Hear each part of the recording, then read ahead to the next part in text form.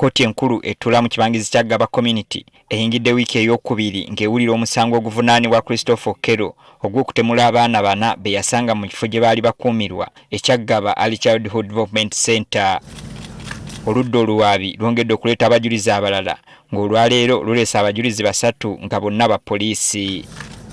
Asoose abadde Emmanuel Odong eyeekebejja byonna ebyakwatibwa kamera za poliisi ez'oku nguudo. Alaze kkooti obutambi obw'enjawulo obwakwatibwa okuviira ddala ng'ennaku z'omwezi lumu omwezi guno ku ntambula y'omuvunaanwa okuva e Kyanja okutuuka e Gaba mu kifo kino ekirabirira abaana. It is here at Heritage Junction, Kansanga. Ono era ategeezezza nga bwe yeeyambisa ne kamera z'obwannannyini okwali n'eyali New Osako ng'eno Kinyana Mpindi n'ekifo awaali enjege eno.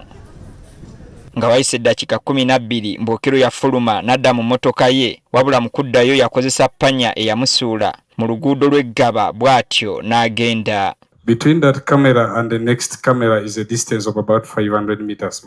Now from that dark spot, my lord, you see that vehicle getting back to this Gaba road at 14:19, 12:31. It returns to the road and drives through towards the direction of Kansanga. Ku lunaku olwaddako nga 2 ettemu lino lwe lyakolebwa, kamera z'oku nguudo e Gaba Kawuku zaalaba Okello ku bodaboda ng'emwolekeza amaka gano agakuumirwamu abaana. That is the opposite camera now showing the suspect on a bodaboda heading towards the scene, my lord. Kyokka mpawo ekifaananyi kyakwatibwa ku kamera za Renewal Sacco ekifo ekiri okumpi n'awaali ettemu mu kaseera abaana mwe battirwa. I interacted with the system myself. I established there was a power breakout at that time.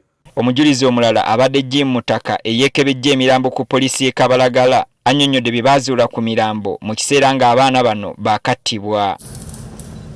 Ono agamba mu kifo awaakolerwa ettemu lino baasangawo omulambo gwa mwana omu yekka, Ryan Odeke, ate ebifo ebirala nga birimu musaayi. Veranda in front of one of the resting room was something covered with a white and blue flowered bed sheet.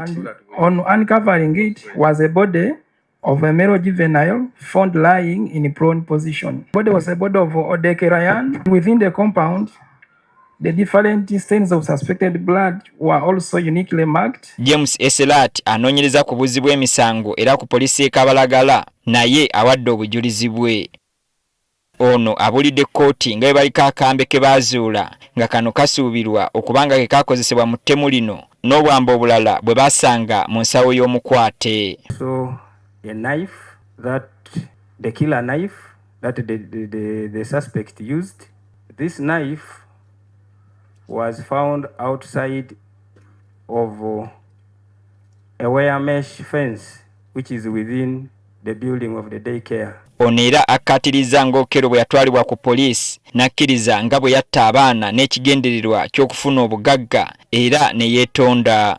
That he is at police because he was arrested having killed 4 children at a daycare in Gaba. I asked him the reason as to why he killed the children, and his response was he killed these children because he was looking for riches.